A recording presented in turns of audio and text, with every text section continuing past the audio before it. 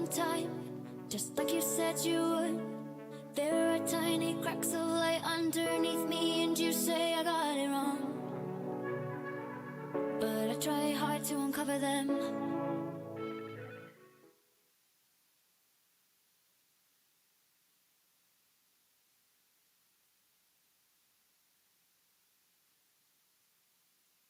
Hello, everybody. Hi.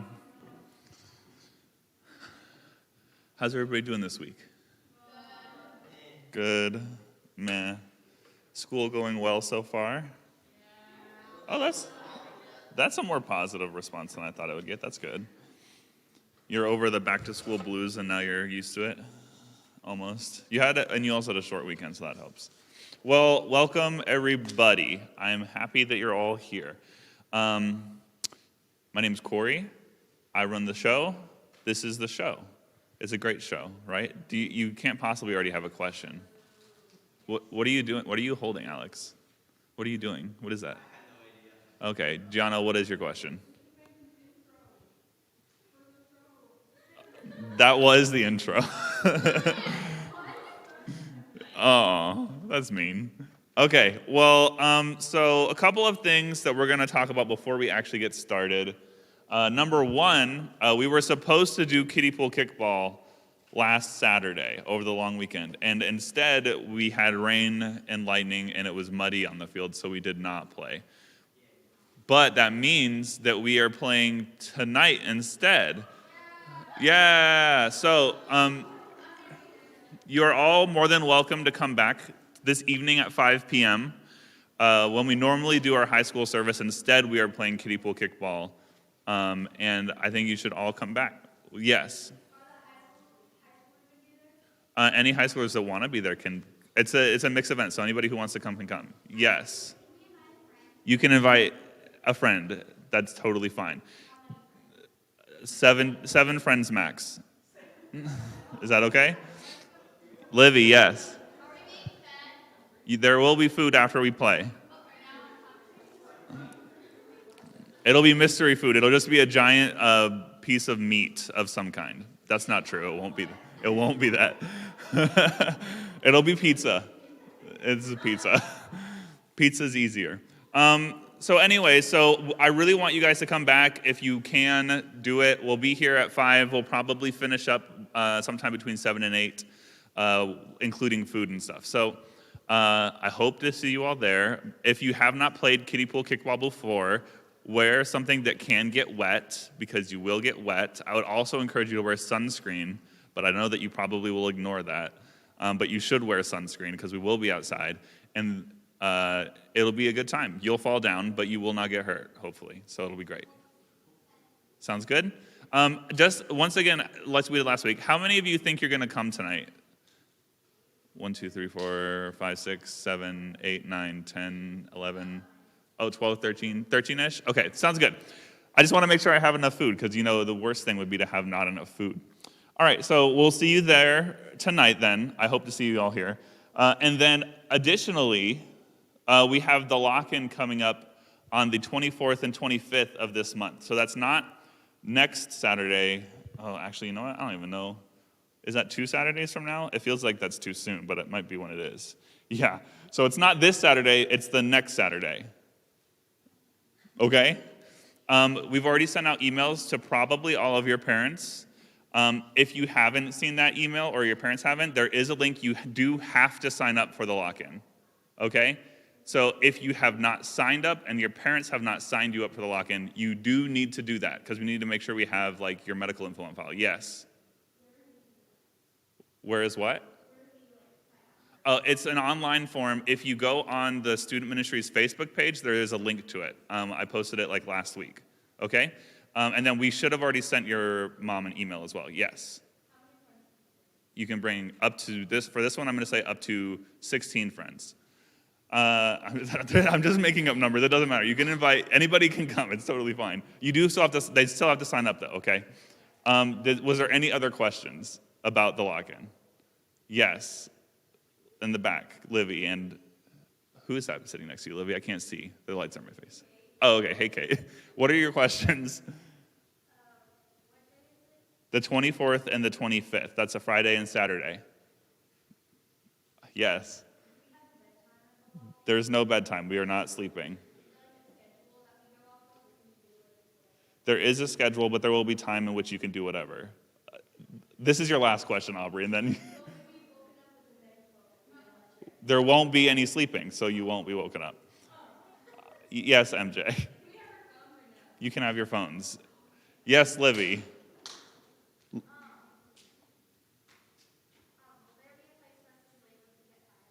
I'm not planning on it. If you really think you're going to fall asleep, then maybe we'll set that up. But the plan is to stay awake all night.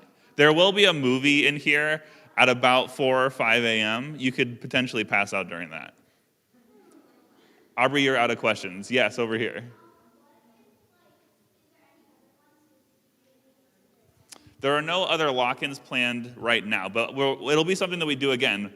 Not like another one real soon, though, because they do take a lot of time, and I do not have the energy to stay up all night very often. I said your name wrong. Say it for me again. Amara, what's your question?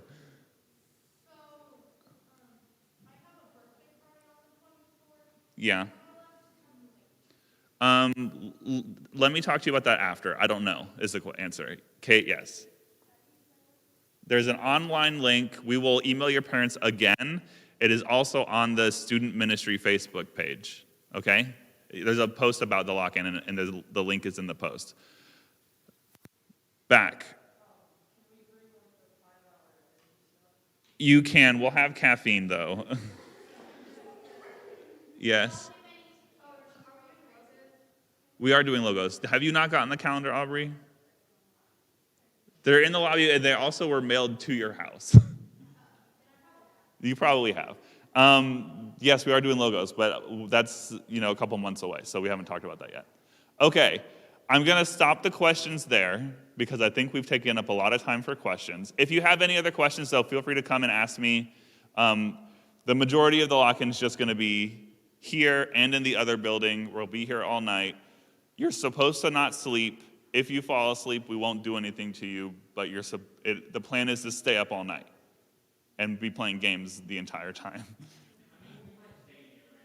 We might shame you, but we're not going to do anything to you. I'm not about that. We're not going to draw, not write words like loser on your forehead with a Sharpie or anything.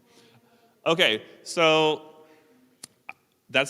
we'll transition now from announcements into the actual lesson now that we've taken 10 minutes for announcements. So hopefully you guys are having a good week. Hopefully you are having a good time. I'm glad you're all here. Tell me this. This is a question for the audience in general. What would you do if you had $1 million? You just shout it out. You don't have to raise your hands. Did you say 1 million puppies? I don't know how to break this to you, but a puppy costs more than $1. Taxes. Okay, that's true. You would have to pay taxes. If somebody paid you $1 million, you'd have to pay tax on that. If somebody gave you $1 million, you might not have to. It depends on the loopholes. Okay, you'd go to a store. Anything else? Or or Bora Bora, you mean like a vacation? Oh, okay, well that's fancy. Yes, Dryden. What would you do with 10,000 PS5s? Okay. Amara, what are you going to do with $1 million? Stocks? Okay, that's very impressive. Yes. That's true. If you invest it, you can get more money. Yes. Okay, that's good. All right, well, so I understand, I think that the question, what would you do with $1 million? I think we've all kind of thought those things before, right? We've all thought about what would you do with a certain amount of money? What would you do if you had a certain thing or a certain amount that you didn't have? I know what I would do with $1 million. I would pay off student loans. I would probably pay off all my bills. That's what adults do because we have bills. I just moved. I have a little bit of money on a credit card I need to pay off. So I mean, that's just part of life. There are lots of things that if I had $1 million, I would pay off. I would probably buy a house instead of renting. It'd be great. Dryden, do you have something else you want to say? I would actually change my mind about the 10,000 PS5s. I would name them change $1 million so they could add an update to Minecraft. Okay, that's a very extreme dedication to Minecraft. All right, so today we're gonna talk. Hey guys, let's refocus. Refocus. Today we're gonna talk a little bit about money. And money is one of those things that I don't think that middle schoolers get talked to an awful lot about. And I think that's a shame because money is actually something that, while you might not always understand why we would talk about this, right? Like, I think that most of us in this room would say, we probably don't have a lot of money like in our pocket right now, right? Like, our parents might give us money. Maybe we get money for doing chores. Maybe we get money for doing other things. Maybe we babysit, something like that. But most of you don't have full-time jobs, right? Nobody in here is full-time, gainfully employed. No, I didn't think so. So in some senses, I think a lot of people would be like, well, why? Maybe you talk to about money with high schoolers, but why would you talk about money with middle schoolers? And I think it's because money is something that we think about all the time, but we talk about very little. And I think that's something that we could correct a little bit. So today we're going to talk a little bit about some of the things that I think are important when it comes to money, some of the things that the Bible talks about when it comes to money, and why it does matter. Because even though you guys don't have a ton of money in your life right now, you're not, while you might be buying things, you're not really making money, right? Like your parents give you money to buy things, or your parents buy things for you. It's a lot different when you start talking about like what is the impact that money has on you on a regular basis. So some of us are from families who have a lot of money. Some of us are from families who have not very much money. And some of us are just people who, like, maybe you realize there are things that your family can't have, or maybe you're one of the ones where you realize that your family has more than others. And really the thing about money is something that we use to sort of elevate ourselves above other people. Right? Like, it's really easy for you to feel better than someone else because of the things you have. I mean, in your school, for me, when I was in high school and middle school, the big thing was usually shoes, right? Like, if you had the nicest shoes, you were typically up here, and the rest of us were down here. Sometimes it was, once you got a little older, it's cars, right? Like, there was a kid at my high school who had a brand new Mustang GT, bright blue. And I was just blown away. Like, how did that kid get a $40,000 car? It doesn't make any sense. And I think that at least some that's even more so like that in a sense. But there's a lot of things that you use to elevate yourself. Me and my 2001 PT Cruiser could not match the 2010 Mustang GT that guy had. But that's okay, right? We were all fine. But it really, what happens is money impacts us a lot more than we think. Maybe you've been aware a little bit recently. A lot of things have been happening in the last 2 years with coronavirus and the way that the economy has been impacted, right? Like, maybe you've seen some of your friends, or maybe even in your own family, you've seen parents lose jobs. You've seen other people's parents lose jobs. You've seen the impact of the coronavirus affect other people financially, right? We've been talking a lot about, in the news and stuff, if you pay attention, we've been talking a lot about people who are on unemployment and they're receiving money. What does that money do for them? Why do they need that much money? Why did the government increase unemployment during the pandemic? There's a lot of conversations that we've been having as a country and as a group of people. As adults, sometimes we're not typically taking your guys' opinion into consideration. But we've been talking a lot about how do we financially support everybody when a lot of people are going through hard times. Right? On the mission trip, we talked about the housing crisis that's coming up, where for a long time during the pandemic, we sort of had this stop on evictions, where even if you couldn't afford your rent, your landlord couldn't just kick you out of your house. But that's quickly coming to an end, and people are starting to try to figure out, how do I pay back all this money to my landlord so that they don't kick me out on the street? And these are economic and money-related things that are happening all across the country, and even like in our own backyard. Like, there are people who are facing eviction in Lee's Summit, guaranteed. Like, that's not a guess. That's a for sure thing. And how do we, as teenagers, and even me as an adult, what do we do with that? I don't know. And I'm not going to give you answers to some of those big questions because I don't have any either. But we are going to talk about why money is important, because it is important. And hopefully you see that kind of with those examples. Like the idea that money doesn't impact someone just because you guys aren't working in the job force or you guys aren't doing things every day and you're not spending money every day. Just because you're not interacting with money on a daily basis, that doesn't mean that money's not influencing you. That doesn't mean that money's not impacting the decisions you make about the future. Like, when you ask somebody in high school, or even maybe you guys now, what do you want to do when you grow up? How many would you say, I want to do something that makes no money? Right? Probably not. That's what I did. Not when I was your age, but that's what I did when I got older. Not no money. That's an exaggeration. But I think that a lot of the times we make decisions based on money because we know that money does really make things happen. And God knows that too. Like, money makes things happen, and it's significant, and it's important. And that's why we talk about those things. So we're going to talk a little bit. We're going to read from a book, 1 Timothy. And it's just a really brief scripture on money and some of the things that God says about money. So 1 Timothy, pause for explosion in the back. 1 Timothy chapter 6, we're going to read at verse 9, right? Yeah.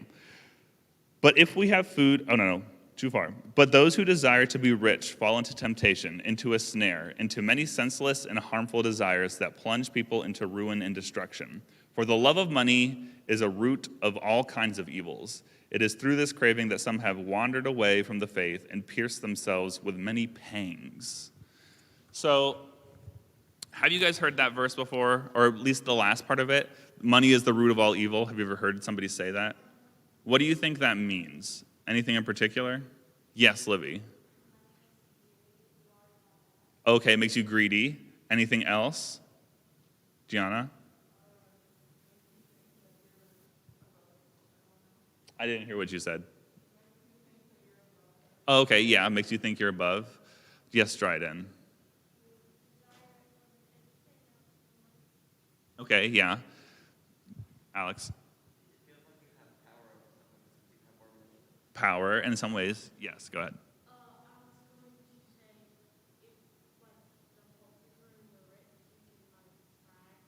Brag. Yeah. So I think you're all right. And I think it also goes deeper than that, right? Like, a lot of times, like Livy said with greed, it's not just that you want more money, because wanting money isn't necessarily a bad thing. Nowhere in the Bible does it say wanting money is bad. What it does say is be careful with how much you want money, right? There are also some interesting verses about rich people in the Bible. Jesus talks actually a lot about rich and poor people. Jesus often talks about, like, have you ever heard the story of the widow that gave her last 2 pennies to the temple? And the Pharisees and the temple leaders say, well, that's nothing. Like, who cares? Where Jesus says, she has given more than you have ever given. 2 cents from her is worth more than $100 from you, because all she has is that 2 cents. You guys have lots of hundreds of dollars. Does that make sense? And so Jesus talks a lot about, and honestly, a lot of negativity towards rich people. It doesn't mean that Jesus hates rich people. He certainly didn't. But I think what Jesus is trying to do is, much like with other movements, you kind of have to talk a lot about the negativity side of things so that people really understand the advantage they're given. There is a lot of times where I think we as Christians, especially being in the richest country in the world, all of us in this room, for the most part, and I can't speak with absolutes, but I believe the majority of us in this room have enough money to live off of, we have enough money to buy clothes and shoes, and we have enough money that our parents can feed us on a regular basis. And if that's not you, then you can ignore what I'm saying right now. But for the rest of us, I mean, we really do probably take advantage of the fact that we have things that other people don't. And we might not realize everything that we have. We might not realize what privilege that gives us in terms of having things that other people cannot afford. And especially as Americans, I mean, the fact that your parents or your family owns just one vehicle means that you're in the top 5% economically in the entire world. And having 2 vehicles means you're in the top 0.5%. Like it's an extreme amount. And that's just vehicles. Like even if it's a scooter, that counts in a lot of countries. So realistically, we have a lot more than we need. We have a lot more than most people do. And so Jesus, in a sense, is kind of calling us out a lot in the Bible. Be careful with what you're doing with money. Money is impacting you. Money is shaping the way that you think. Be careful with what you want. Just because you want 10,000 PS5s doesn't mean that that's a good thing to have. In some cases, maybe Jesus even says, maybe you shouldn't even have one PS5 if it means that someone else is getting less than you. And that's a hard pill to swallow. And I deal with that all the time, right? I have a car. I drive to work. I actually went and bought my car. I bought a car that I liked that was more expensive than other cars. Like I paid more money for something that I liked. In a sense, that's a really big privilege that I experienced that a lot of people don't get to. I could have spent probably 3/4 of the money that I spent on my car and got a cheap, easy to drive, just more basic car. But I didn't because I wanted something more. And is that fair? I don't know. I don't know that it's fair for us to just discipline ourselves all the time and always live like paupers or always take a vow of poverty. We didn't take vows of poverty when we became Christians. But what we did do, if we are Christians, what we do is we say that Christ matters above all else. And if Jesus says, which he does a couple times in the New Testament, sell everything you have and give it to the poor. What does that mean for us? Ooh, that's a hard question to answer, and I don't know. I'm not going to answer that for you. But what I think it does mean at the very least is we really have to be careful with the things that we say and do around money. Money is not something to be taken lightly. And I think that sometimes even us as Christians, we get caught up in the fact that we want newer clothes, we want newer school supplies, we want newer shoes, we want to have a nicer car. And that's fine to want things, but we have to be careful with how we feel about other people who have less than us. Does anybody know what happens next week? There's a big thing that happens that will impact your life in some small way. Do you know what it is? I'll tell you. The new iPhones are being announced next week. Oh, okay, claps for iPhones. I'll tell you, I'm actually paying attention to it because my phone is actually breaking down as we speak, and I actually do need a new phone. And this one's 4 years old, so I feel like I've earned the right, maybe, to get, actually I probably will get a year-old phone on discount instead. But I think that a lot of times, you guys know, like after a week or two after the new phones come out, there'll be someone at your school that has the newest iPhone, right? And everyone will be kind of like, ooh, that's nice, right? Like, I'm impressed. And maybe they don't do it on purpose, but I think a lot of times when you have something brand new, when you have something that not everybody else has, like the newest iPhone or the PS5 is a big one right now too, because they're so hard to find.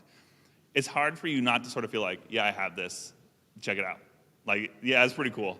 I do like it. It does this and the old one didn't. Or it has this bigger whatever. I don't know what the new iPhone has yet. No one does. But it has the newest whatever color, and that's cool. And that is cool. Like, congrats on getting something that you want. That's not a bad thing. But what does it do for us emotionally and mentally when we feel like we have something that makes us better than other people? That's a really hard line to walk. It's okay to be proud of things.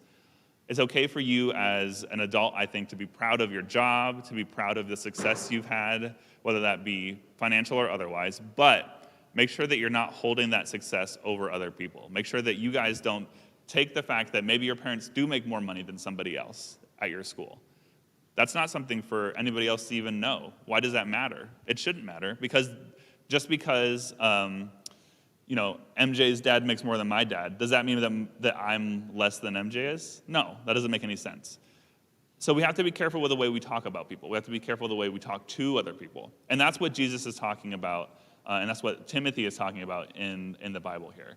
That money is the root of all evil in the sense that money can control our hearts. It can really make us change how we treat others. And that's something that we need to be very, very cautious of. Okay?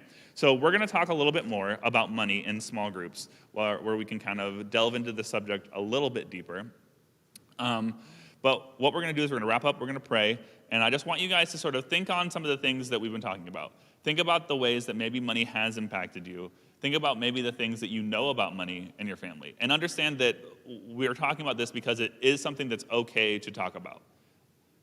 Money is not something that you have to be quiet about, but it is something that we want to talk about with a compassionate and sensitive way, right? We don't need to be flamboyant or chauvinistic or showboaty with how much money we do or don't have. Does that make sense? Great. Let's pray.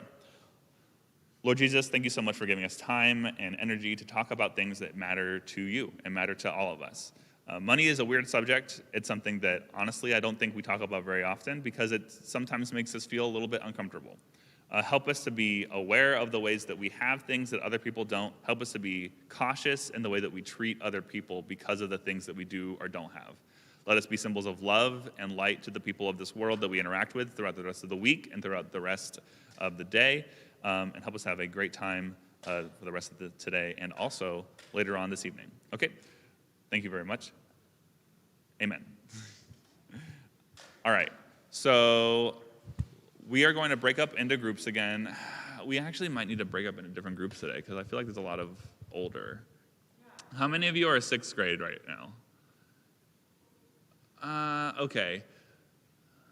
So let's break it up different then. I'm going to split you down right here. Everybody on this side of MJ.